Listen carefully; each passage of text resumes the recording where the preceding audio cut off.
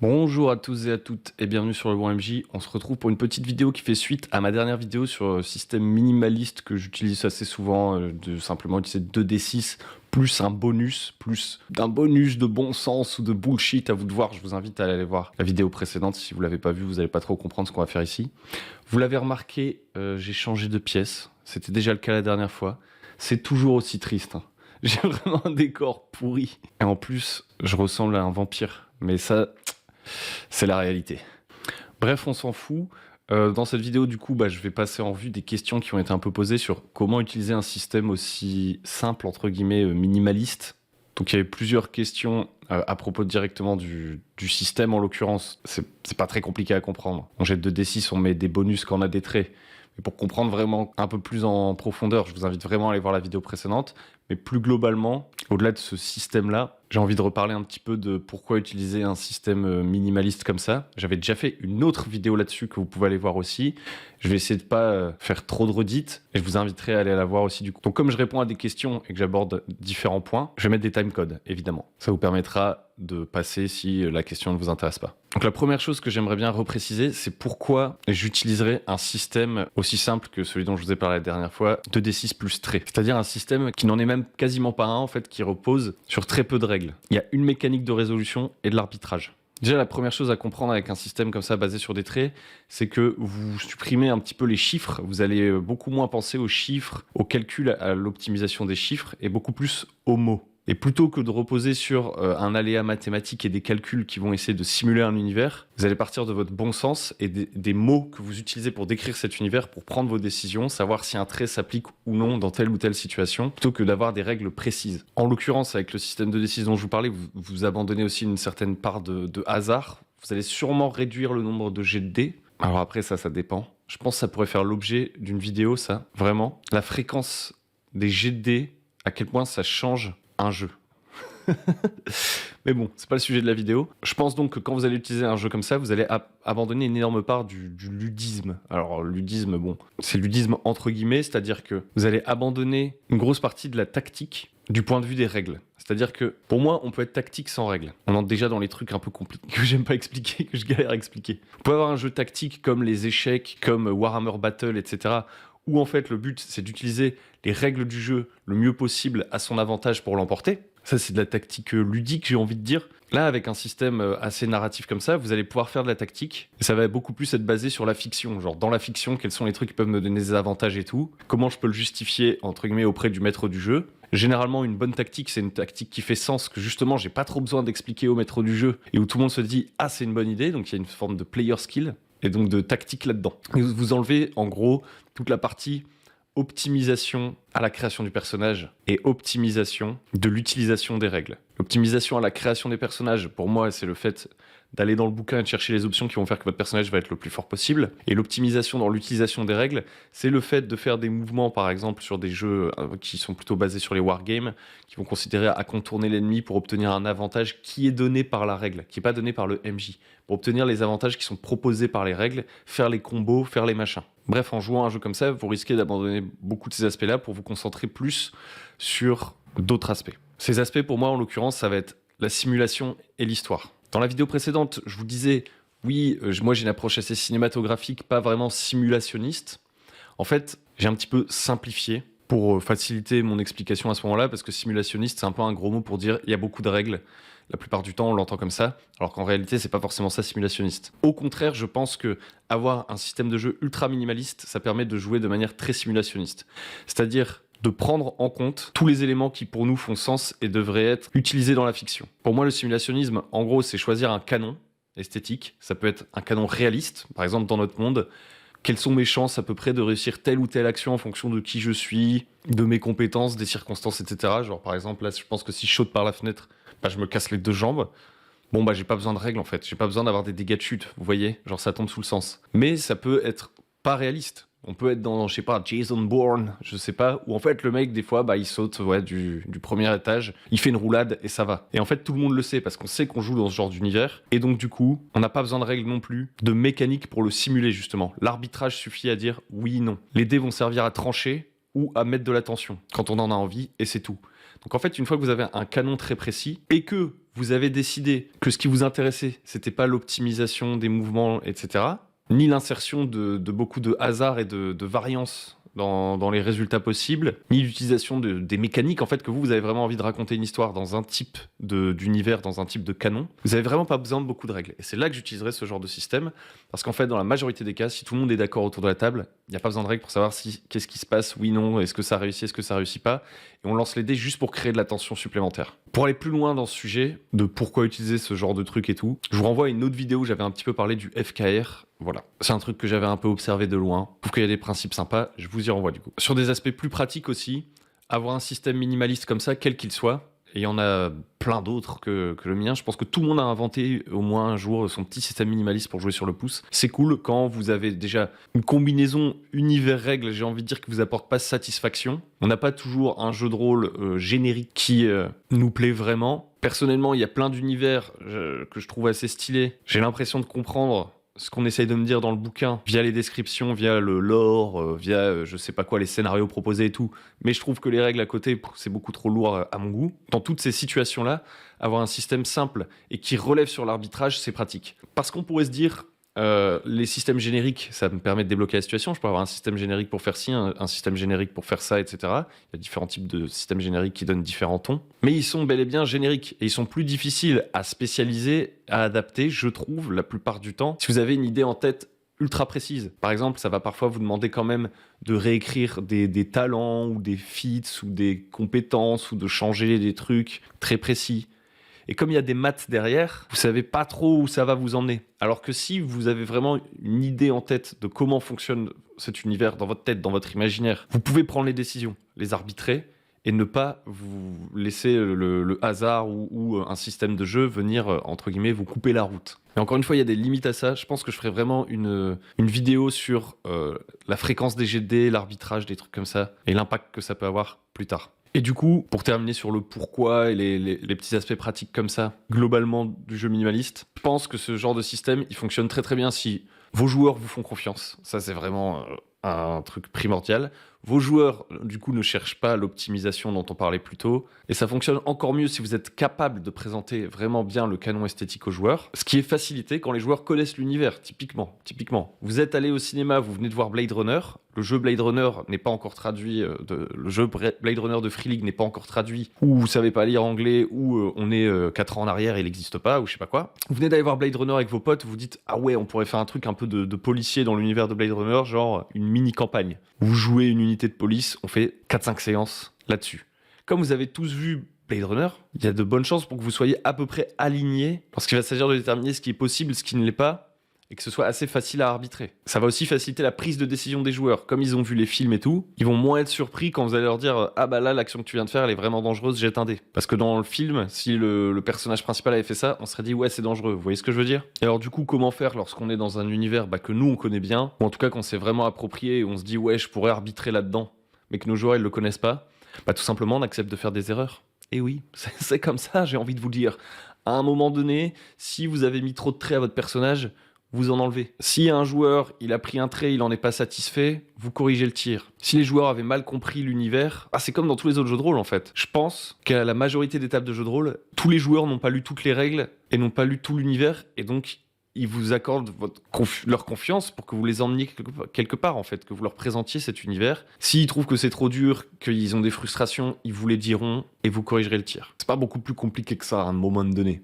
Alors évidemment, des fois, il y a des situations difficiles, dues à des personnalités qui se rentrent dedans, ou des incompréhensions, etc., etc., mais c'est vraiment du cas par cas, quoi. Et on peut pas vraiment se préparer, être prêt à tout, j'ai envie de dire, surtout quand on arbitre. On se jette un peu dans la gueule du loup. Maintenant, on va passer à des questions un petit peu plus précises qui ont été posées et plus relatives du coup au système 2d6 plus bullshit. Donc là, vraiment, je pense qu'il faut que vous alliez voir la vidéo précédente. Donc on a quelqu'un qui nous disait qu'il avait peur que les joueurs essayent de choisir des traits trop généraux pour un peu optimiser leur personnage justement, et qui commencent à stacker trop de traits par exemple pour avoir le plus de bonus en combat possible. Genre par exemple prendre les traits passe d'armes imparable, plus épéiste émérite, plus jeu de jambes, plus guerrier vétéran. Ça peut être assez fort puisque, on le rappelle, chacun de ces traits théoriquement donne +1. Donc on arrive à +4 et c'est très fort dans le système. Alors déjà, première chose, je pense qu'il faut vraiment limiter le nombre de traits à la création de personnages. Alors substantifiquement, c'est une erreur que j'ai faite en fait récemment d'ailleurs sur une partie de Dead Genesis dont je parlerai sûrement dans une longue vidéo que je prévois être la première un peu vidéo exclusive du Patreon lorsqu'il ouvrira. Une campagne de Dead Genesis donc où j'ai donné beaucoup trop de traits aux joueurs. Globalement, ils avaient 4 traits généraux plus 8 traits spécialisés, donc ce qui nous amenait à 12 traits. Et en fait, il y avait beaucoup de traits qui se stackaient, des traits flous, etc. Je les avais laissés faire ça un peu de manière freeform pour pas prendre plus de temps sur la session 0 qu'on avait faite en me disant on verra bien. Ça n'a pas cassé la partie, mais ça a amené des moments de doute un petit peu sur l'application de certains traits et tout, et donc j'ai fini par réduire le nombre de traits a posteriori. Et je pense que c'est plutôt une vertu. Je pense que vous pouvez déjà aller très loin avec un personnage qui a juste un trait général, qui serait par exemple sa profession, plus 2-3 traits spécialisés qui seraient des actions très précises ou des domaines de connaissances très précises. Par exemple, si je veux faire une sorte de barde, je peux simplement écrire barde. On sait à peu près ce que peut faire un barde dans notre imaginaire, et il aura +1 pour faire ces choses-là. Et derrière, je mets des traits spécialisés. Si dans mon univers, le barde, il peut faire de la magie, je le dis aux joueurs, et donc déjà rien qu'avec le fait d'avoir barde, il a +1, on est d'accord. Et maintenant, pour ces 3 traits spécialisés à mon barde, qu'est-ce qu'il pourrait avoir? Peut-être un domaine de sort où il est un peu plus fort, genre, je sais pas, champ somnifère, un truc du genre, tout simplement. Et dans les actions où il pourra justifier qu'en utilisant son champ somnifère, il a un bonus, il aura +1. Peut-être qu'il a un trait, c'est les portes de la ville me sont ouvertes. La ville, on rajoute un nom dans le trait si c'est une campagne un peu urbaine. Et en gros, ça lui donne +1 quand il cherche à se réfugier quelque part, avoir un ami de circonstance qui lui ouvre la porte pour le cacher aux gardes ou à ses poursuivants ou quoi que ce soit d'autre. Et puis, il pourrait avoir un truc genre escamotage. Et voilà, ça lui permet de piquer des trucs dans les poches des gens, de cacher des trucs dans ses manches et pif paf pouf. Franchement, là, le personnage, il peut déjà faire beaucoup de choses. Parce que déjà, vous en avez 3 qui sont précis. Vous allez être exigeant. Le sort de sommeil, il n'y a pas 15 000 façons de l'interpréter. Si vous avez peur qu'il y ait trop de façons de l'interpréter, on y viendra après. Donc le sort de sommeil, c'est plutôt clair. Le truc, les portes de la ville me sont ouvertes, c'est un peu moins clair, mais vous pouvez encore une fois le préciser, ou vous pouvez le reformuler en disant un ami m'ouvre une porte. Voilà, là c'est précis. Ou bien, ça peut carrément être me cacher chez un ami, pour éviter que l'interprétation soit plus large. Du genre, un ami m'ouvre une porte, ça me permet d'entrer partout. Me cacher chez un ami, c'est vraiment lorsque j'essaye de me cacher dans la ville, que quelqu'un vient m'ouvrir une porte. Vous voyez la nuance? Avec les mots, on change le spectre du trait. Et le troisième escamotage, c'est assez précis. Donc ceux-là, très sincèrement, je pense qu'ils sont assez faciles à arbitrer et ils vont pas trop se stacker. Parce que j'ai fait attention à ce qu'ils se ressemblent pas trop.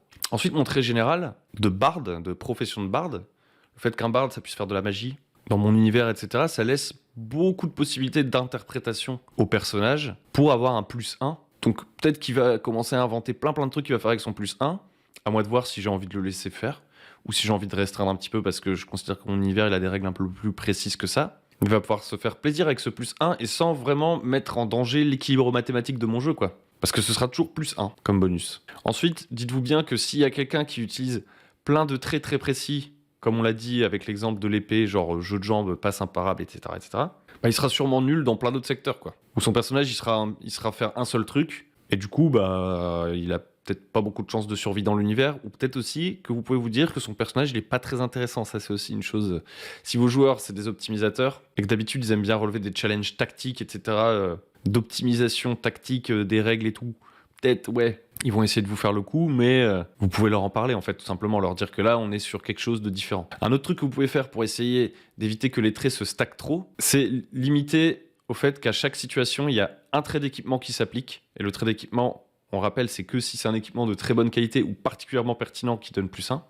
Donc maximum +1 qui vient de l'équipement, maximum +1 qui vient d'un trait général. Par exemple, on peut partir du principe qu'on ne peut pas stacker les traits généraux.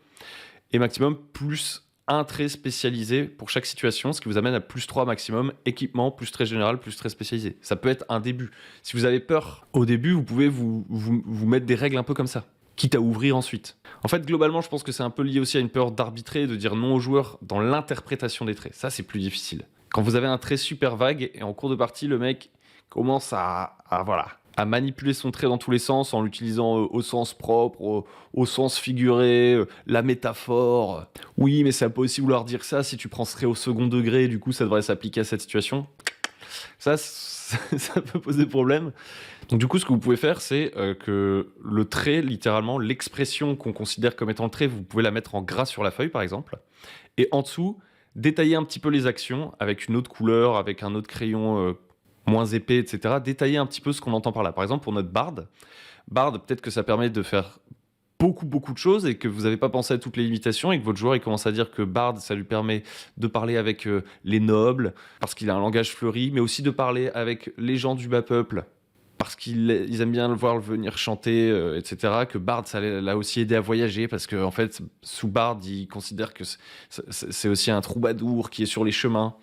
Que Bard, ça lui donne aussi un bonus en combat parce qu'il a déjà une fois fait de la trompette lors d'un défilé militaire. Et ça commence à devenir compliqué, quoi.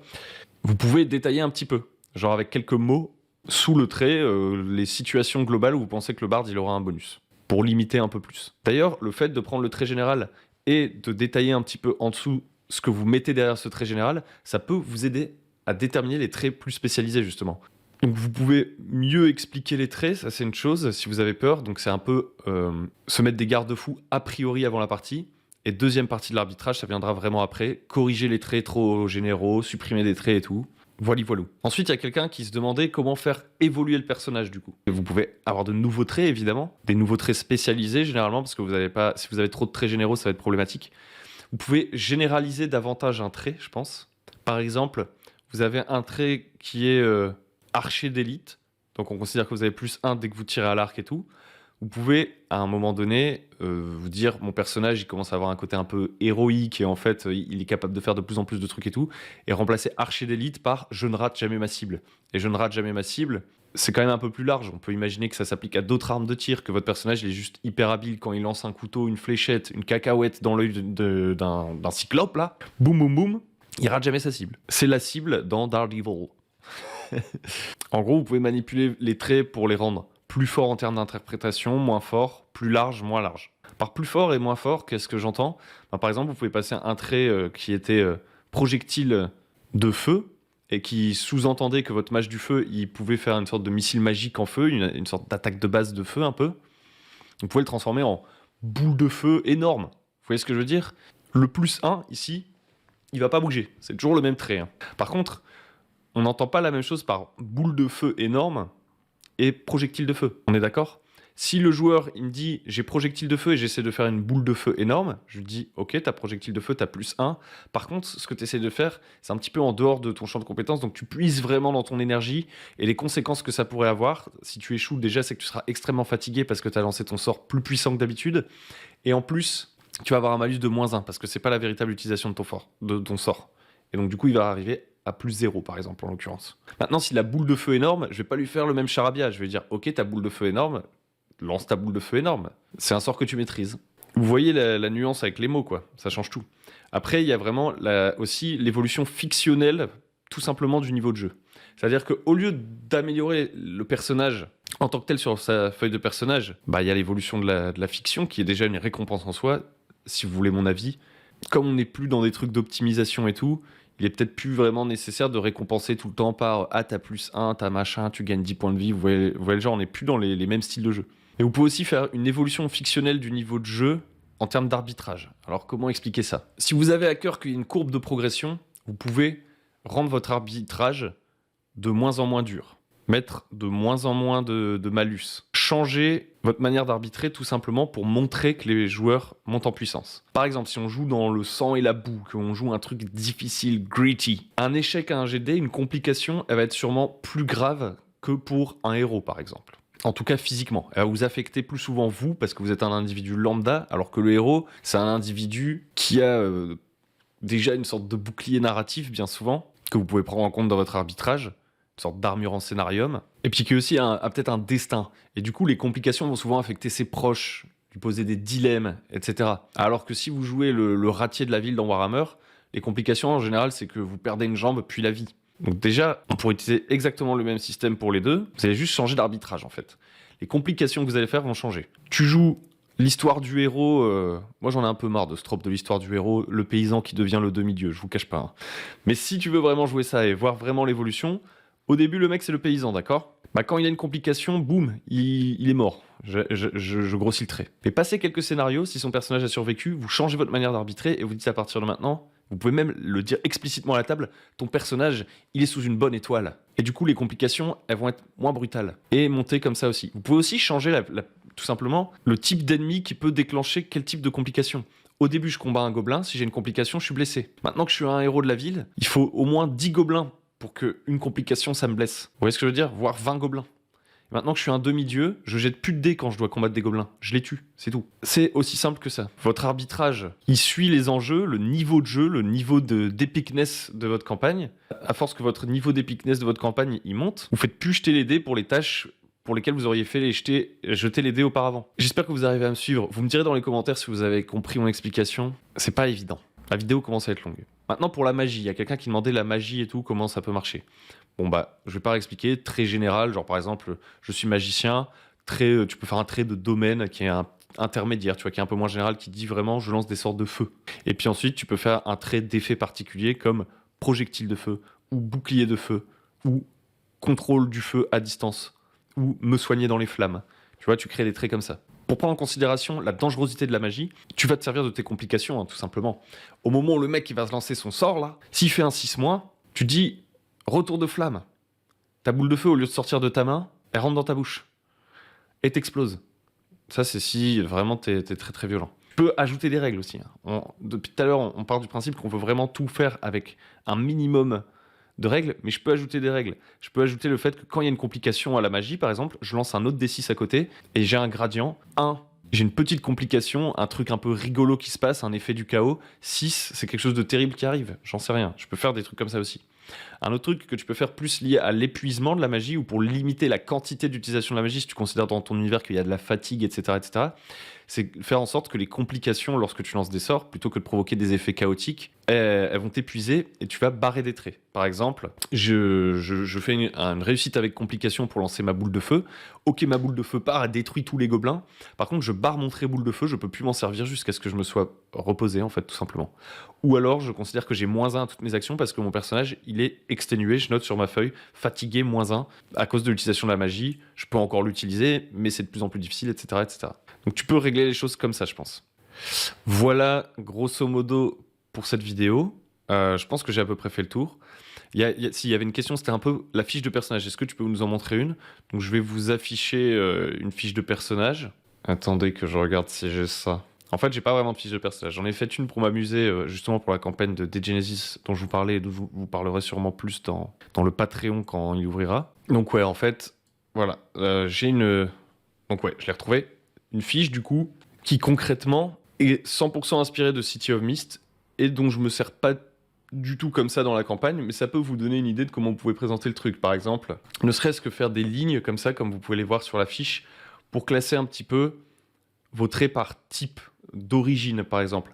Si par exemple, mon personnage il a été soldat par le passé et que maintenant il est magicien, je peux mettre les traits qui sont plutôt liés au fait qu'il ait été soldat sur une même ligne, les traits qui sont plutôt liés au fait qu'il soit magicien sur une même ligne, et que l'intitulé de cette ligne, ce soit le trait général, justement, le trait dont on a décidé qu'il pouvait s'appliquer à plein de choses, et que tout ce qui viendra ensuite, en dessous, vous pouvez faire des sortes de bullet points, ce sera des traits spécialisés. Si vous voulez ne pas avoir à barrer vos traits lorsque vous êtes fatigué, comme on le disait avant, par exemple pour la magie, etc., vous pouvez mettre un petit rond pour cocher qui sont burn, donc ça vient directement de City of Mist. Et grosso modo, pour moi, il faut que vous ayez des sortes de sections pour les traits généraux, éventuellement un endroit pour mettre votre équipement. Éventuellement, vous mettez, si vous faites à peu près comme moi, un truc où au début on commence à 0 quand on est en forme, et quand on commence à être fatigué, on a -1 tout léger, puis -2, puis on est mort ou je sais pas quoi. Vous pouvez mettre une petite jauge si ça vous amuse.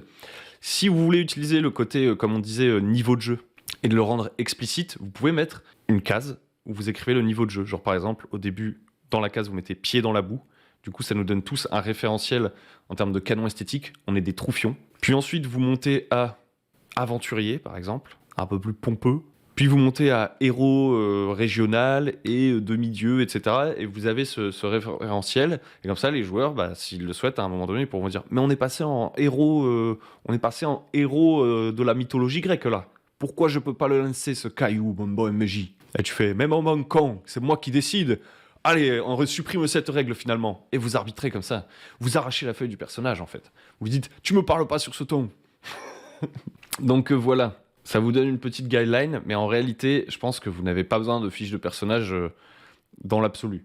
Une fiche de personnage, vous en aurez plus besoin si vous commencez à complexifier votre système, à construire au-delà de ce principe de 2d6 plus quelque chose. À ajouter une meta-currency, par exemple des points de destin, des points de machin, s'il faut compter des pièces d'or, ou si tout simplement vous faites ça dans autre chose qu'un one-shot, vous aurez peut-être besoin d'un truc pour récupérer le background, faire un dessin du personnage et tout, mais bon, ça c'est des classiques quoi. Vous pouvez faire un carré sur votre feuille A4, hop, et faire le dessin du bonhomme dedans, faire un rectangle, hop, vous mettez le background du bonhomme dedans, et puis pas pouf quoi.